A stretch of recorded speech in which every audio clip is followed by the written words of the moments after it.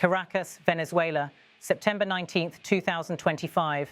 The political and military tension between Venezuela and the United States escalated sharply this week, with Caracas accusing Washington of waging what it calls an undeclared war.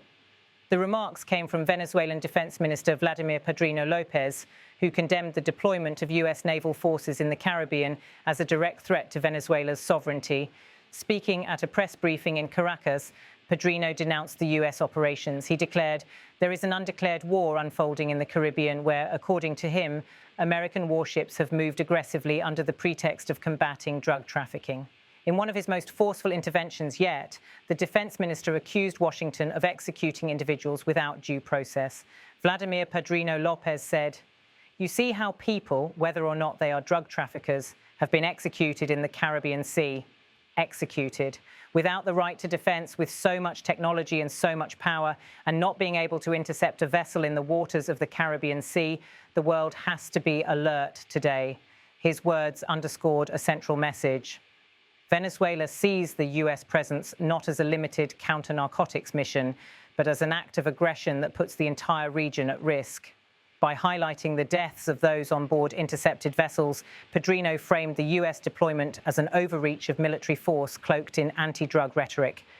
The backdrop to this standoff is Washington's decision to send 8 U.S. Navy ships into the Caribbean earlier this month. Officially, the mission is part of an intensified operation against drug cartels that use maritime routes to smuggle narcotics toward North America. According to U.S. President Donald Trump, American forces have already neutralized 3 suspected trafficking vessels since the start of September, leaving 14 dead. On his Truth Social account, Trump released a short video clip showing what he described as a kinetic attack on a Venezuelan boat. In his words, the operation killed 11 narco-terrorists. The footage quickly circulated online, further fueling outrage in Caracas, where officials accused Washington of boasting about unlawful killings at sea. In response, the Maduro government has sought to demonstrate military readiness. On Wednesday, Venezuelan authorities announced the launch of 72-hour military exercises on Orchila Island, a strategic outpost located just 65 kilometers from the Venezuelan mainland and near the area where the United States recently intercepted a fishing vessel during an 8-hour standoff.